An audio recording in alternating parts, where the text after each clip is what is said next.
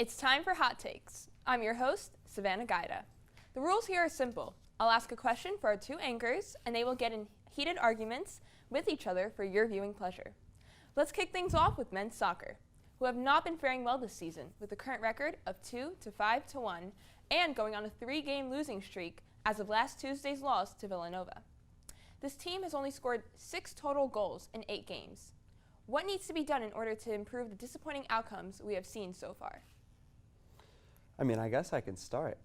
You look at this team, there's a lot of different things that this team needs to focus on, but I think primarily it's a seniority on this team that's just completely wrecking their entire season. Now, granted, they did go 2-2-1 to start off the season, but they're on a 3-game losing streak right now, and it's not acceptable when you lose to teams that are below 500. Sure, you shut out Liberty and Brown, good to you, but again, they're also sub 500. They're not doing well in their own conference, their own division, and you look at that American game where they tied 0-0, that went into overtime, they still had to keep going. Americans 0-6-1. The only tie that they had was against our team. So I think there's a lot of things that needs to be done, but it's primarily the seniors that need to get things moving. I mean, there's some freshmen that are trying to move up the ranks, but for the most part, there seems to be a lot of inconsistency with just player mobility, who's in the right position. So I think if going forward, it just needs to be the seniors trying to build up this freshman, because I think as of right now, I think the season's kind of out of shot for them. Well, Parker, I understand your frustrations. I really do. You're right. They have an experienced team, and they should be winning against teams like, Rhode Island. George Mason is a very good team, but a 3-game losing streak is pretty unacceptable. But we can't lose hope. They're a team that's in transition. They have 6 new freshmen. That is a lot of potential to work with. And as well as their senior goalkeeper, Noah Lubin. This is going to be his 4th year on the team. So I think that, being positive, and the team still has a couple games to go. They have a pretty large remainder of the season. So we'll see how things go this season. But I think that we should stay optimistic. All right, well, Parker, I like your technical aspect of this, but I'm going to have to give this one to Isabel. I love her positivity and that optimistic mindset. You won this one, Isabel. Moving on to women's volleyball, whose season has been a roller coaster ride with every couple of games transitioning from a losing streak to a winning streak, and most recently, back to a losing streak. What issue mostly impacts their lack of victorious consistency? So I think the biggest issue with volleyball this season is that they're seniors on the team. They're doing really well. They're carrying the team along, but it's those new freshman players that really need to be highlighted for the rest of the season.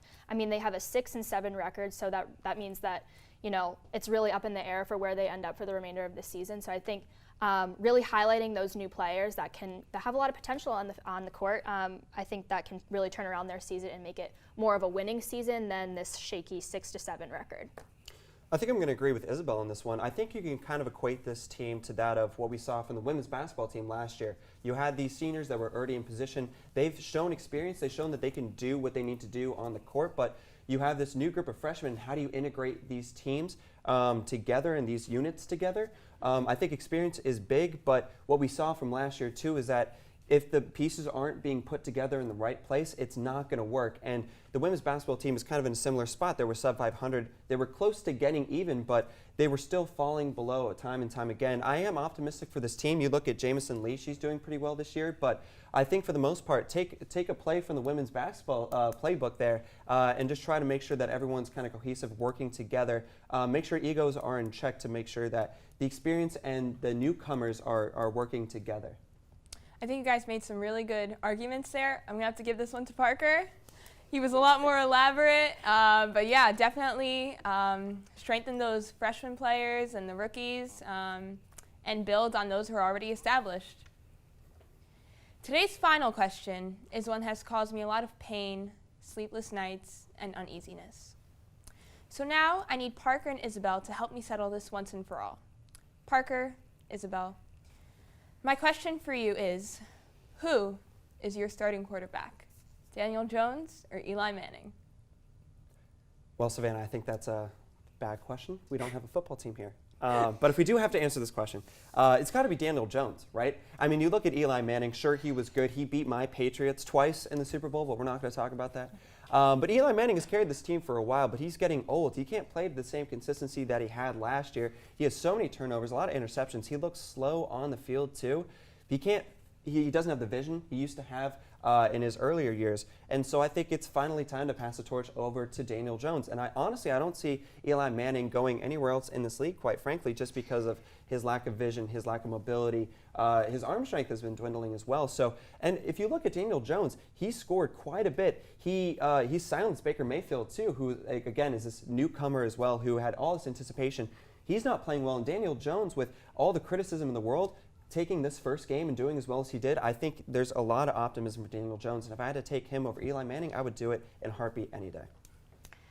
Well, coming from Pittsburgh and being a diehard Steelers fan, this is a bit uncomfortable for me to talk about, but I will have to disagree with you. I don't think it's fair to Eli that he's just had this position that he has had for so long stolen from him, and just for some rookie to come and take it right out of his hands. And I just don't think it's fair. But for someone like Eli Manning, who has done so much for the team, the league in general, I just think, it's honestly a disgrace. I think the Eli era is not over yet, and I don't know. I think Daniel Jones still has a lot to prove. The experience that Manning brings to the table is pretty incomparable. So I will have to say that Eli Manning still is in my book. All right, well, I'm going to have to give this one to Parker. Parker, I do agree with you, and here's why. As a loyal Giants fan, I've been with Eli since the start. I've watched him beat your Patriots twice, the only quarterback to beat Tom Brady in a Super Bowl twice. Not once, twice. Okay. And honestly, though, I do think it is the end of an era. His older brother Peyton retired. I think he should follow in his footsteps. And the Giants, they need to grow. We've got a lot of talent on the team. We've got Saquon, and we just really need to build. And I think Eli's had a very respectable career, and now I think it's time for Daniel Jones, Danny Dimes, to step up and bring us another ring. And now for the fans at home who are already raising high, here are the games you just can't miss. On October 3rd, join us on the Vern at 3 p.m. to support our women's soccer team in some conference play against UMass. Bring your buff and your blue and be ready to race high. After that, on Friday, October 11th, take the Vex from the Vern to the Charles E. Smith Center and watch our women's volleyball team face off against A10 conference opponent, St. Louis. On Tuesday, October 15th, come support your GW men's soccer team in their DC rivalry against Howard University. Both teams have been struggling this season and will be yearning to add a win to their records. Get your foam finger and wave it on the Vern at 2 p.m. Back to you guys.